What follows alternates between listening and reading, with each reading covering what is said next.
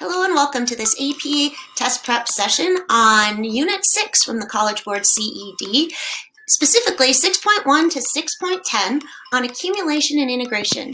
This isn't an instructional video, it's more to show you how all the sections in Unit 6 tie together. It's for test prep and unit test prep. So without any further ado, let's discuss integration and accumulation.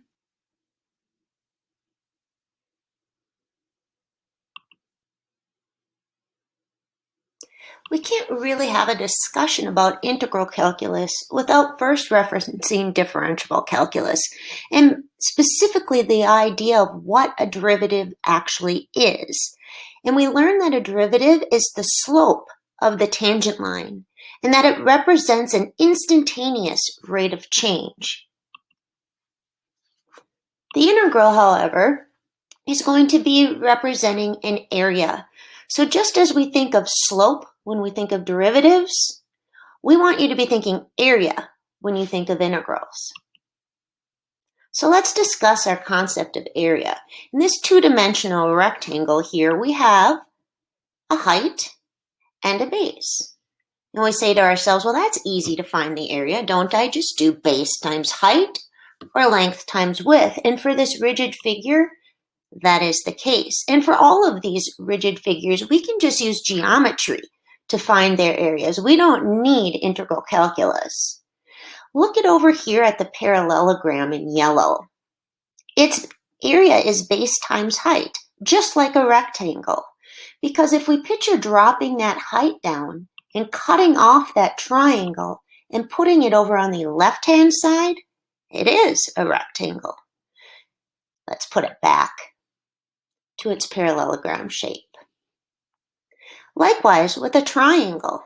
Watch me duplicate it and flip it over. You'll notice now I just have a parallelogram, which is why for the triangle, we're a half of the base times its height. And similarly, a trapezoid can be cut into two triangles. But it's so much more difficult when we start curving all our edges and take away the rigid geometry of it.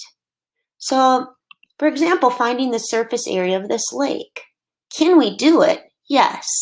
And it all boils down to that rigid figure of the rectangle. If I cover this lake up in rectangles, I could get the area, and you might say, well, you'll not have it exactly. And that's the root behind integral calculus. How do we take this area that has curvature on its borders and find its exact area? And before we can even talk about that, we need to talk about approximating it.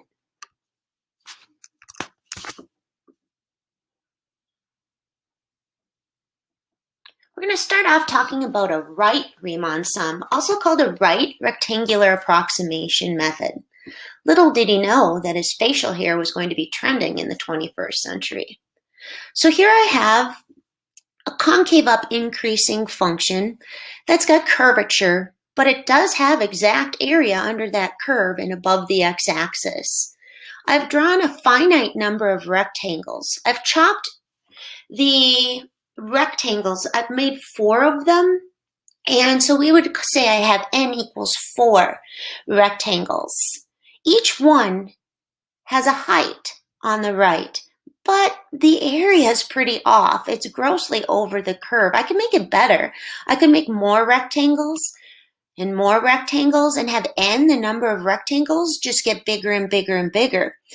As it does, the base of each rectangle, which is a change in the x-axis, which we're going to be calling delta x, and as it approaches 0, dx, is getting smaller and smaller and smaller.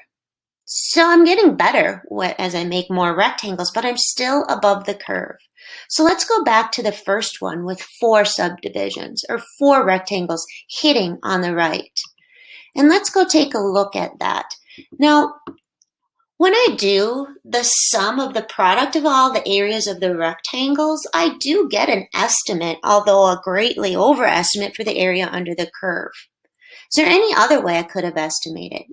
Well, maybe I could hit on the left, but now hitting on the left, which would be called a left Riemann sum or a left rectangular approximation method, if I continue to do that in the next figure for all those rectangles I've made, I would have an underestimate. And again, I could make it better and better and better as my number of rectangles hitting on the left approaches infinity and delta x approaches 0. So we have these approximations. A right rectangular approximation on an increasing function is an overestimate. And some people teach it to think of the acronym RIO. Just lock one in and it gets you all the other ones.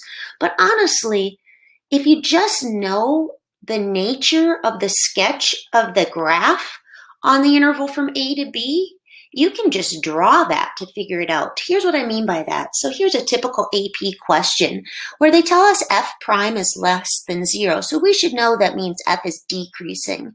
And f double prime is greater than 0. So we should know that f prime is increasing, meaning f is concave up on that interval. And we're asked to compare the magnitude of all of these. The left sum, the definite integral, which is the exact sum, the trapezoidal approximation, which tends to be pretty good because it, although rigid, it rides the curve a little better.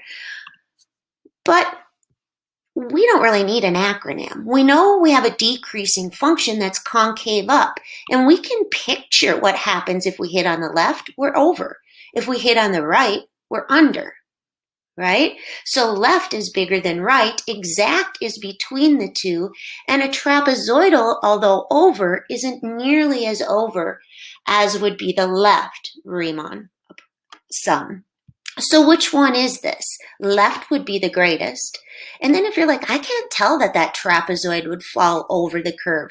Picture extending a straight line from the top to the bottom, meaning from f of A to f of b, and then you would see that it's above the curve, just not as above as the left. So we would have D here, where the right was under. The definite integral represents that exact area, and that's our next topic of discussion. The trapezoidal, although over, isn't as over as the left. So this one would give us D, were it an AP question.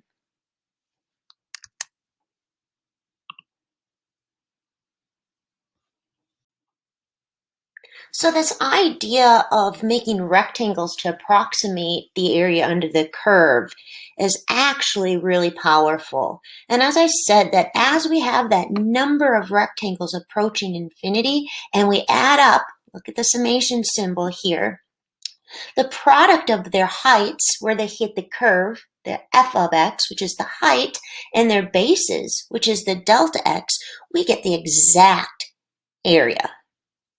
So adding up an infinite number of rectangles gives us the area.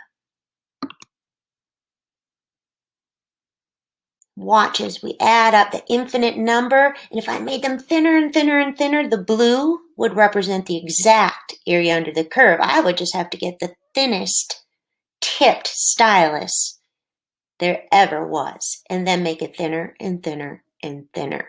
And I never stop coloring under that curve. But I would get an area that approaches the exact area under the curve. So we take this limit idea of the number of rectangles approaching infinity and adding up the product of all the heights, the f of x's, and the bases, the delta x's. We're adding up all those rectangles, and we pass off to what we call the integral sign, or an integration symbol. It was chosen by Leibniz because of the integral as an infinite sum of infinitesimal summands. What does that mean? Right? But that idea of this exact area, the notation for it is this integration symbol with the limits of integration from A to B, the integrand, the f of, the variable of integration, the x, and the differential, which we call the delta x. Here's a picture of Gottfried Leibniz, and he says, "My hair rocks." You're often asked to find a Riemann sum from a table of values to approximate a definite integral. So we have this function C representing the number of patients per week. That's really important that we realize that C is a rate of change. So I like to write patients per week next to it just so I've got that down, that even though I don't see that derivative on the function, it's a derivative. It's a rate of change. Admitted to Mercy Hospital with COVID on week T. So I've got patients per week and weeks. Keep in mind when I multiply those with unit analysis, I get patients. Also remember that to remove a rate, we integrate. All right, so C is differentiable. So we get to also infer that it's continuous if we need to, strictly increasing or monotonic, and it's concave up. Why would they be telling me this? Because they're going to be asking me whether I have an over or an underestimate. Okay, so you will be told what kind to use. A left sum, a right sum, a trapezoidal sum, midpoint, which we didn't talk about too much yet, but I will. All right, so let's suppose it said to use a left Riemann sum. To approximate, and you might see it in notation. And it might say, what does this mean in the context of your problem? It says that right there, using correct units. And again, I loaded this one up with all different kinds of point allotments just so you could see how it works. But we're going to do a left. Now, you don't want to have to graph it. So remember graphically that change in the x-axis, which in this case is the t-axis or my dt, can just be found by saying, oh, that's 2, that's 1, that's 1, and that's 2. Let's make that a little clearer there. So let's go find, graphically, these would be the bases of all the rectangles. Okay, so we're just finding, technically, the dt. All right. Next, we need the height of the rectangles. But remember, if I'm doing left, I hit on the left. And I'll never get that rightmost rectangle. So I would do base times height to the left, plus base 2, height to the left, plus base 3, height to the left, plus base 4, height to the left, never using the farthest to the right. And I'd add those up. And my answer would be, because I'm doing people per week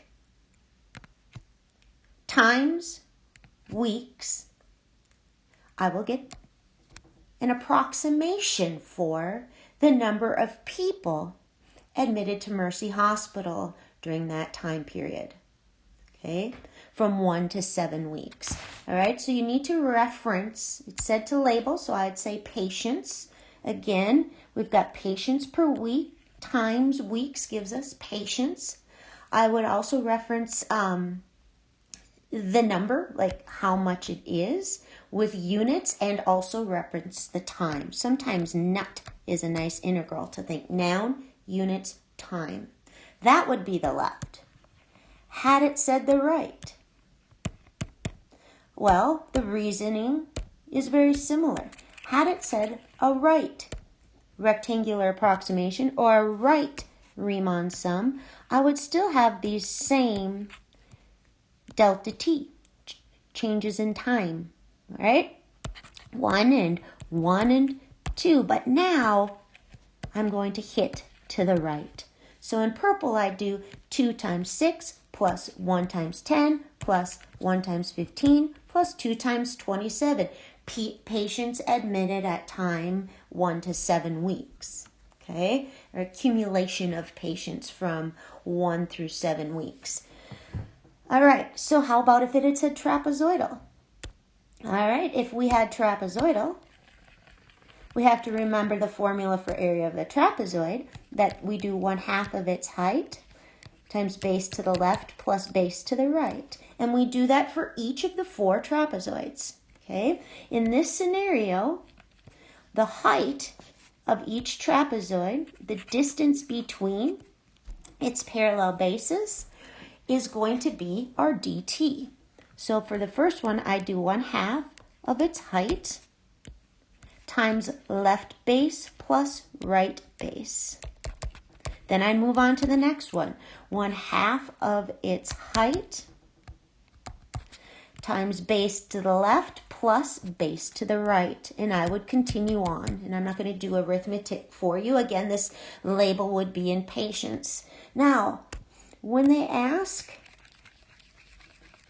if it's an over or an underestimate, again, we need to know if the function's strictly increasing, strictly decreasing, and for trapezoidal, we need to know its concavity, because concave down, trapezoids are under, whereas concave up, trapezoids are over.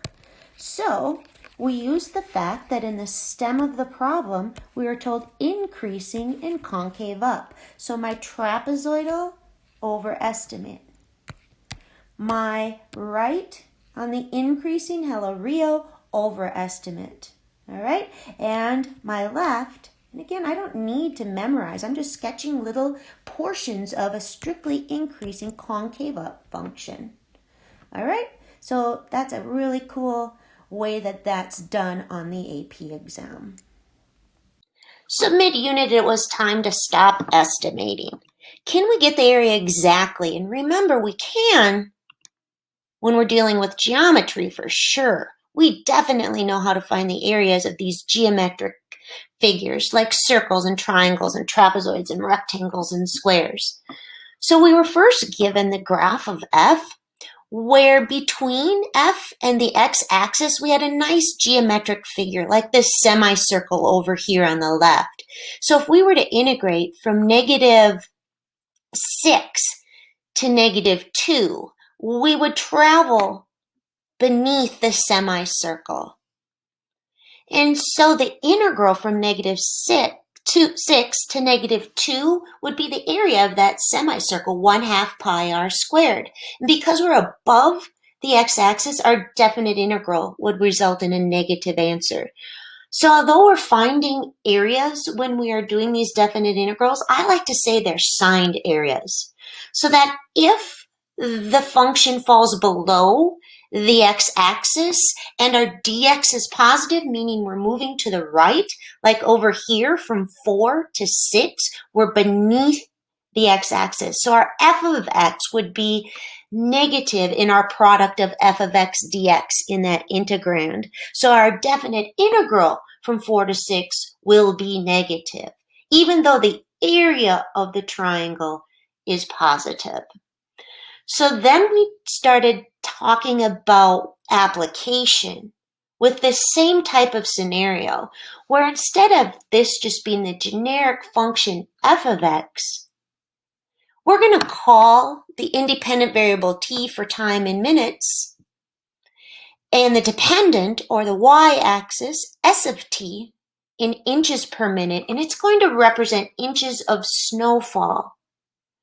So now when we multiply to get our areas, inches per minute times minute, we'll be accumulating inches of snow when we find the area between the curve and the x-axis. So let's consider from time 0 to 3. If we were to integrate s of t dt, inches per minute times minute, resulting in inches, we would be finding the area of a 3 by 1 rectangle. It represents 3 inches of snow accumulating. Now what's happening over here on the right from 4 to 6? We have a triangle that's got a base of 2 and a height of 2. A half of the base times the height would be 2. So this represents 2 inches of snow, and I like to say melted.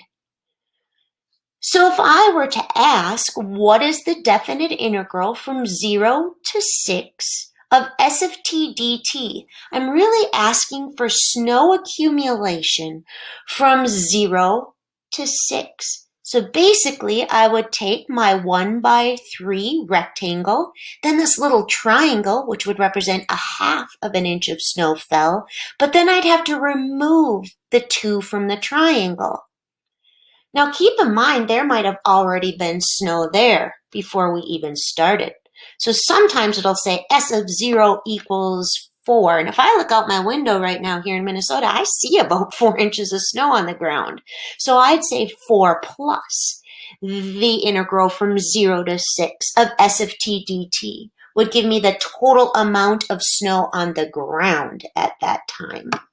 So we started referring to our independent variable as time and our dependent as something changing over time, and our area under the curve being an accumulation or an amount. Gallons per hour times hours, gallons. So let's go back to where this was given as y equals f of x. And let's define another function g, where g equals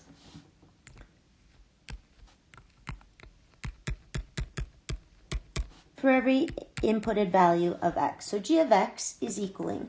You have to understand what g is doing. G is accumulating signed area under the curve of f, or between the curve and the x-axis. So if we're just asked what's g of, say, 4, we would just accumulate from 0 to 4 between the curve and the x-axis. Our f of's are always positive. Our dt's are positive because we're going to the right and we're above the x-axis.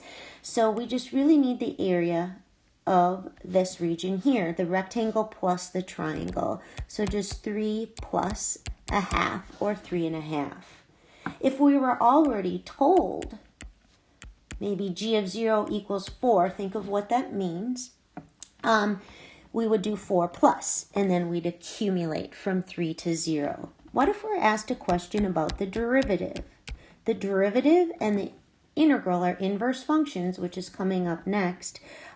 Shortly, a little bit more of an explanation on that, but our derivative would have to be f. Think about why that is, though.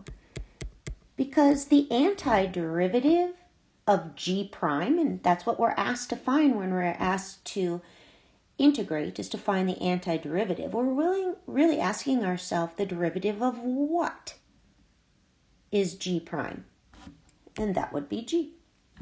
All right, so, and we call this one in my class the dump and derive, but we have g prime just being f of, so g prime of 4 is just the y value there. So g prime of 4 would be 0, or f of 4.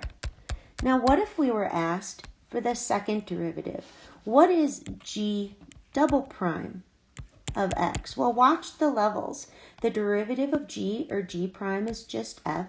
So the derivative of g prime, which would be g double prime, would be f prime of x. So if we're asked what is g double prime at 4, we're actually being asked what's f prime at 4, and this is the graph of f, and our derivatives mean slope of the tangent line, which when it's linear is the slope of the line itself. So it's really asking me for the slope of the line right there, down 1 over 1, down 1 over 1, which would be negative 1. All right, so make sure you can work between those levels when you're given the graph of f and another function written as the accumulation under the curve of f. We next discussed how your calculator can evaluate a definite integral as long as you know the specific function. So as long as you know f of x equals 3x squared plus 2x minus 1, or sine of e to the x minus 4 to the natural log of whatever, as long as you're given the specific function, you can use Math 9 on your TI-84 or on the Inspire, I'm sure you figured it out by then, to have your calculator give you the value of the definite integral. So this leads us both the concept of integrating to remove a rate, our derivatives and our integrals, and we're going to combine those in a calculator active question that's very common on the AP exam that I like to call rate in, rate out. So let's give you this situation. Suppose it's chicken nuggets at lunch, and you guys all getting into the lunch line, getting your nuggets and leaving. We have the lunch personnel putting the nuggets into the trays while you're removing them. And they might be going in at a different rate than they're going out. And you have to understand the common sense behind the problem as well. For example, if you guys are taking them out of the tray faster than they're being put in, then the amount in the tray will be decreasing. Similarly, if they're putting them into the tray faster than you guys are removing them, then the amount in the tray is increasing. Okay? And there's lots of questions about these rate in, rate out problems that can be asked. So let's consider that chicken nugget example. Let's have R of t be a specific function representing the rate in nuggets per minute that the chicken nuggets are being put into the tray by the lunch personnel. That R of t can be given as a function that maybe you'll use your calculator for. Maybe it's given as a graph, or maybe you're given a screenshot of it off of a table, but understand that it's a rate. So any question about actual amount of chicken nuggets will require integration. Integrating removes the rate. Because when we do our R of t dt, we'd be doing nuggets per minute times minutes, which would net out nuggets. All right, and L of t represents the rate at which the chicken nuggets are being removed from the tray. And we'd have a time interval given, and they usually will tell you what I call an initial condition, or the amount present at the start. Okay, so when the bell rings for lunch and you guys all start going through the lunch line, they're putting nuggets in, you guys are removing them, but they didn't start with an empty tray, all right, or bin. There's 2,000 in there before this even starts. Well, what type of questions are you asked about this? Typically, you're asked questions about either just one or the other, like the rate in or the rate out. Usually it'll say, how many nuggets were put into the tray in the first 5 minutes? That's only a question about R of t. So you would just integrate from 0 to 5 R of t dt, usually on a calculator, but maybe you were given the graph, right? So maybe you have to find the area under the curve, or maybe you're given a table. But understand that any question about the amount of nuggets requires integration. Maybe it will say how many chicken nuggets were eaten during the entire half hour of lunch, assuming that nobody threw any away, like you ate all the ones you took. That would only be about the nuggets leaving the tray. So I'd only need to integrate L of t from 0 to 30 dt. And that would give me nuggets out in the 30 minutes. And assuming you ate them all, nuggets eaten. Sometimes they'll ask, is the amount in the tray increasing or decreasing at t equals 6? Well, that's just a question about R of t and L of t and comparing them. Again, if R of t is bigger than L of t, then the amount is increasing. And then lastly, a lot of times you're asked a question about the amount of nuggets in the bin. And we need a function for that. We'll call it N of t, and that would equal the 2,000. Already there, plus we'd integrate R of t dt from 0 to x, where x is the number of minutes, minus the integral of L of t dt from 0 to x, where x is the number of minutes. So now we have this problem of, well, what do we do to arrive at the exact area beneath the x-axis in the curve of f if, number one, we're not approximating, number two, it doesn't make a geometric figure for which we have a formula, number three, we don't have a calculator. Is there a process that we can use to arrive at the answer of 5, where 5 represents the area of this purple region? A process that doesn't require a calculator and can handle the curvature. And that's where our concept of finding an antiderivative, our indefinite integral, comes around. And I asked you guys, the derivative of what is 2x? And pretty much every class said x squared. And then I'd say, is there another one? And somebody would say x squared plus 2. And then somebody would say x squared plus 3, and we had this concept of it being x squared plus c, and we introduced our concept of the constant of integration. And then we learned these processes for finding an antiderivative, a function whose derivative is the integrand. Okay, and we called that function an antiderivative. And we brought in our fundamental theorem of calculus and the definite integral. And we said that we can arrive at that exact value without a calculator if we can find an antiderivative and we evaluate it at the top boundary and we subtract off what we get when we evaluate the antiderivative at the bottom boundary. And we practiced that quite a bit. And remember, this video is not about going through a bunch of examples. That will happen in another review. This is how does everything fit together. So how do we arrive at that exact area without a calculator? So first of all, we need to know how to find those antiderivatives. And we need to understand that differentiation and integration are inverse operations like addition and subtraction, multiplication and division, squaring and square rooting.